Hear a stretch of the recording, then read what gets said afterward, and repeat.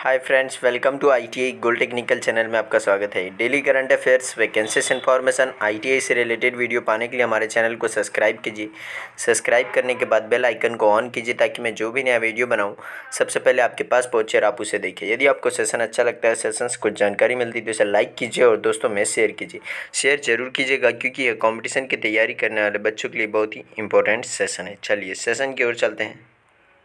यदि आप हमारे चैनल आईटीआई गोल्ड टेक्निकल पर पहली बार आए हो तो इसे सब्सक्राइब कीजिए और अपने दोस्तों से भी ज़रूर करवाइएगा। आज हम पढ़ेंगे 19 अप्रैल 2021 से जितने भी इंपॉर्टेंट करंट अफेयर क्वेश्चन बनेंगे वह इस वीडियो में पढ़ेंगे और इस वीडियो की पीडीएफ फाइल की लिंक मैं इसी वीडियो के डिस्क्रिप्शन में दे दूँगा। आप वहाँ से आकर उसे डाउनलोड कर लीजिए ताकि एग्ज़ाम के टाइम पर आप आसानी से रिविज़न कर सकते हैं। तो आज का हमारा पहला क्वेश्चन है, हाल ही में विश्व विरासत दिवस कब मनाया गया है? तो इस क्वेश्चन का right answer option number D 18 अप्रैल। प्रत्येक वर्ष 18 अप्रैल को विश्व विरासत दिवस या धरोहर दिवस मनाया जाता है। 18 अप्रैल को विश्व विरासत दिवस आयोजित किया जाता है। अंतर्राष्ट्रीय स्तर पर समुदाय में सांस्कृतिक विरासत के प्रति जागरूकता बढ़ाने और उद्देश्य से यह दिवस मनाया जाता है कि हमारी भी कुछ जिम्मेदारी होती है अंतर्राष्ट्रीय स्मारक या स्थल को साफ स्वच्छ बनाए रखने की और उन्हें बिना क्षति पहुंचाए हुए उनकी देखभाल करना। अंतर्राष्ट्रीय स्मारक और स्थल परिषद द्वारा 18 अप्रैल 1982 को विश्व विरासत दिवस आयोजित करने का प्रस्ताव रखा गया, जिसके परिणाम स्वरूप 1983 में यूनेस्को की महासभा द्वारा प्रस्ताव स्वीकार किया गया और वर्ष 1964 में अंतर्राष्ट्रीय स्मारक और स्थल परिषद की स्थापना वेनिस चार्टर सिद्धांतों पर की गई थी। विश्व विरासत दिवस को मान्यता दी गई थी 1983 में और डेट है इसकी 18 अप्रैल। शुरुआत की गई थी 1982 से और विश्व स्मारक और पुरातत्व स्थल दिवस इसका प्रारंभिक नाम था और इसका उद्देश्य संयुक्त राष्ट्र संस्था यूनेस्को ने हमारे पूर्वजों की दी हुई विरासत को अनमोल मानते हुए लोगों में इन्हें सुरक्षित और संभाल कर रखने के उद्देश्य से विश्व विरासत दिवस मनाने का निर्णय लिया और पहला विश्व विरासत दिवस 18 अप्रैल 1982 को ट्यूनीशिया के international council of monuments and sites द्वारा मनाया गया था और वर्ष 2011 तक संपूर्ण विश्व में कुल 911 विश्व विरासत स्थल थे, जिनमें 704 ऐतिहासिक एवं सांस्कृतिक और 180 प्राकृतिक और 27 मिश्रित स्थल रहे हैं। तो इस क्वेश्चन का राइट आंसर हो जाएगा ऑप्शन नंबर डी, इसका राइट आंसर है। चलिए नेक्स्ट क्वेश्चन की ओर चलते हैं। नेक्स्ट क्वेश्चन है, हाल ही में नासा ने कब स्पेसएक्स क्रेव 2 लॉन्च करेगा? तो इस क्वेश्चन का राइट आंसर है 26 अप्रैल। 26 अप्रैल को नासा स्पेसएक्स क्रेव 2 लॉन्च करने वाला है। तो यह देख सकते हो इमेज में आप, स्पेसएक्स क्रेव 2 लॉन्च करने जा रहा है नासा, अमेरिकी अंतरिक्ष एजेंसी। राष्ट्रीय aeronautics and space administration, national aeronautics and space administration विश्व पृथ्वी दिवस 22 अप्रैल नहीं, 22 अप्रैल को अंतर्राष्ट्रीय अंतरिक्ष स्टेशन में 4 अंतरिक्ष यात्रियों को लॉन्च करने के लिए तैयार है और नासा स्पेसएक्स के साथ मिलकर यह मिशन लॉन्च करेगा। यह क्रू ड्रैगन स्पेसक्राफ्ट की दूसरी क्रू ऑपरेशनल फ्लाइट है। बात कर लेते हैं नासा और स्पेसएक्स की। तो नासा के कार्यवाहक प्रशासक है स्टीव ज्यूरिच और इसका मुख्यालय है वाशिंगटन डीसी में। इसकी स्थापना की गई थी 1 अक्टूबर 1958 को। इसके संस्थापक और सीईओ है किसके? स्पेसएक्स के एलॉन मस्क, जो दुनिया के सबसे अमीर व्यक्ति हैं। और स्पेसएक्स की स्थापना सन 2002 में की गई थी। इसका मुख्यालय है कैलिफोर्निया, संयुक्त राज्य अमेरिका में। इसका right answer option number A 22 अप्रैल। पृथ्वी दिवस के दिन 22 अप्रैल को यह नासा स्पेसएक्स क्रेव 2 लॉन्च करने जा रहा है। चलिए नेक्स्ट क्वेश्चन को चलते हैं। नेक्स्ट क्वेश्चन है, हाल ही में आई रिपोर्ट के अनुसार सुरेश रैना की आत्मकथा बिलीव कब लॉन्च होगी? तो यह लॉन्च होगी इसी वर्ष 2021 में। 2021 में सुरेश रैना की आत्मकथा लॉन्च होने जा रही है। यही है सुरेश रैना की आत्मकथा बिलीव, जो लॉन्च होगी 2021 में। Believe what life and cricket taught me नामक सुरेश रैना की बहुप्रतीक्षित आत्मकथा मई 2021 में रिलीज करने के लिए तैयार है और यह पुस्तक रैना और खेल लेखक भरत सुदर्शन द्वारा सह-लिखित यह जीवनी प्रतिष्ठित प्रकाशन हाउस पेंगुइन इंडिया द्वारा प्रकाशित की जाएगी। तो इस क्वेश्चन का राइट आंसर है ऑप्शन नंबर ए। चलिए नेक्स्ट क्वेश्चन की चलते हैं। नेक्स्ट क्वेश्चन है, हाल ही में विजडन अवार्ड 2021 की घोषणा की वह कितने खिलाड़ियों को दिया गया? तो इस क्वेश्चन का right answer option number B, 5 खिलाड़ियों को। इसमें से 3 भारतीय हैं। इसमें 3 भारतीय खिलाड़ी कौन कौन से? विराट कोहली, कपिल देव और सचिन तेंदुलकर। और इसके अलावा 2 अन्य और खिलाड़ी हैं इसमें। पहले वनडे की 50वीं वर्षगांठ मनाने के लिए दशक के 5 एक दिवसीय क्रिकेटरों को विजडन अल्मनाक के 2021 संस्करण में सूचीबद्ध किया गया है और 1971 और 2021 के बीच प्रत्येक दशक में एक क्रिकेटर का चयन किया गया है। भारतीय कप्तान को 2010 के लिए पुरस्कार दिया गया है। इसका right answer option number B.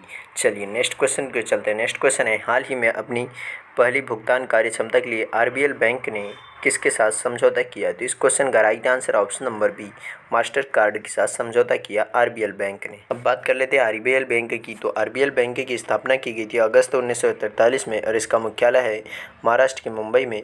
और इस बैंक के एमडी एंड सीईओ है विश्ववीर आहूजा और मास्टर कार्ड का मुख्यालय है न्यूयॉर्क, संयुक्त राज्य अमेरिका। और मास्टर कार्ड के अध्यक्ष हैं माइकल मैबैक। कौन है? माइकल मैबैक।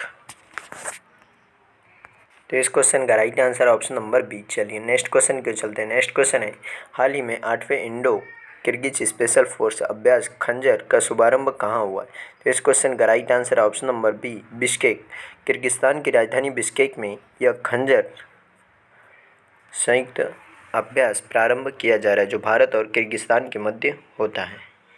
इसमें मेज़बान किर्गिस्तान की राजधानी बिश्केक में किर्गिज गणराज्य के नेशनल गार्ड्स की विशेष बल ब्रिगेड में 8वें भारतीय किर्गिज संयुक्त विशेष बल अभ्यास खंजर का उद्घाटन किया गया। 2011 में पहली बार यह शुरू किए गए 2 सप्ताह तक चलने वाले विशेष ऑपरेशन में उच्च ऊंचाई वाले युद्ध क्षेत्र, पर्वत युद्ध और काउंटर एक्सट्रीमिस्ट अभ्यासों को ध्यान में केंद्रित रखकर किया जाता है। किर्गिस्तान की राजधानी है बिश्केक और यहाँ के राष्ट्रपति है सदीर जापरोव और किर्गिस्तान की मुद्रा है सोम। क्या है यहाँ की मुद्रा? सोम। तो इस क्वेश्चन का राइट आंसर है ऑप्शन नंबर बी, इसका राइट आंसर है। चलिए नेक्स्ट क्वेश्चन की ओर चलते हैं। नेक्स्ट क्वेश्चन है, हाल ही में किसने 19.7 बिलियन डॉलर के लिए AI speech tech company Nuance खरीदी है? तो इस क्वेश्चन का right answer option number B, Microsoft. Microsoft ने नॉन्स कंपनी को खरीदा है। ये देख सकते हो आप, यह है माइक्रोसॉफ्ट कंपनी का लोगो और यह है नॉन्स का, जिसने कि अभी माइक्रोसॉफ्ट कंपनी ने 19.7 बिलियन डॉलर से यह नॉन्स कंपनी को खरीद लिया है।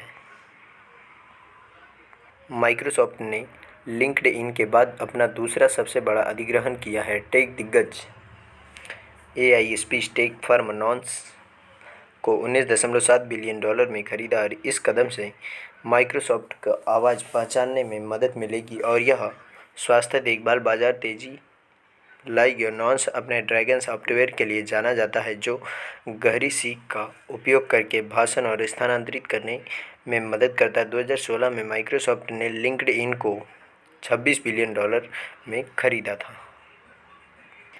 माइक्रोसॉफ्ट का मुख्यालय है रेडमंड, वाशिंगटन डीसी में और इसके सीईओ है सत्या नडेला। नॉन्सन के सीईओ है मार्क डी बेंजामिन। कौन है? Mark D Benjamin. और इसका मुख्यालय है मैसाचुसेट्स, संयुक्त राज्य अमेरिका में। तो इस क्वेश्चन का राइट आंसर है ऑप्शन नंबर बी, इसका राइट आंसर है। चलिए नेक्स्ट क्वेश्चन की ओर चलते हैं। नेक्स्ट क्वेश्चन है, हाल ही में पीएम मोदी ने बाबा साहेब अम्बेडकर से संबंधित कितनी पुस्तकों का विमोचन किया है? तो इस क्वेश्चन का right answer option number D, 4 पुस्तकों का विमोचन किया है। प्रधानमंत्री नरेंद्र मोदी जी ने भारत के पहले कानून मंत्री और भारतीय संविधान के निर्माता बाबा साहब भीमराव अम्बेडकर को उनकी जयंती पर श्रद्धांजलि दी और उनके जीवन पर आधारित 4 पुस्तकों का विमोचन किया। पीएम मोदी ने वीडियो कॉन्फ्रेंसिंग के माध्यम से भारतीय विश्वविद्यालयों के संघ कुलपतियों की 95वीं वार्षिक बैठक और राष्ट्रीय संगोष्ठी को संबोधित किया और किशोर मकवाना के साथ में यह लॉन्च की गई है। किशोर मकवाना के द्वारा यह बुक लिखी गई है।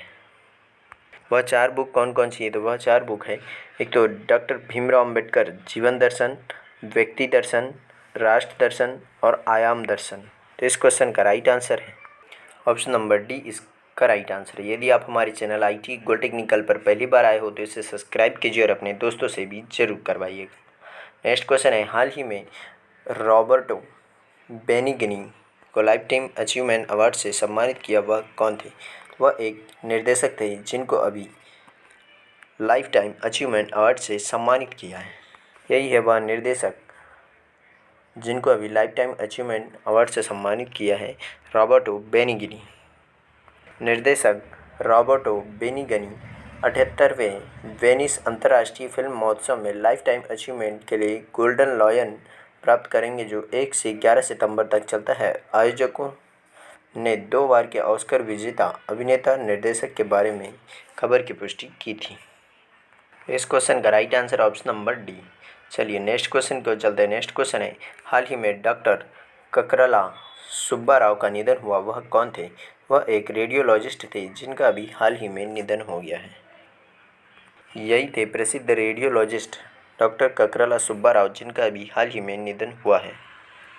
इन्होंने निजाम के institute of medical sciences Hyderabad में पहले निदेशक के रूप में कार्य किया और उनका अब निधन हो गया है। चिकित्सा के क्षेत्र में उनके योगदान के लिए भारत सरकार द्वारा राव को सन 2000 में पद्मश्री से सम्मानित किया गया था और वह संयुक्त राज्य अमेरिका में तेलुगु भाषी लोगों के लिए एक छात्र संगठन Telugu association of north America के संस्थापक अध्यक्ष भी थे। तो इसका राइट आंसर हो जाएगा ऑप्शन नंबर बी, इसका राइट आंसर है। चलिए आज का सेशन यही समाप्त होता है। यदि आप हमारे चैनल ITI गो टेक्निकल पर पहली बार आए हो तो इसे सब्सक्राइब कीजिए और सब्सक्राइब करने के बाद बेल आइकन को ऑन कीजिए ताकि मैं जो भी नया वीडियो बनाऊं सबसे पहले आपके पास पहुंचे और आप उसे देखिए। यदि आपको सेशन अच्छा लगता है, सेशंस को जानकारी मिलती है तो इसे लाइक कीजिए और दोस्तों में शेयर कीजिए। Thank you so much watching for my video. मिलते हैं नेक्स्ट सेशन में।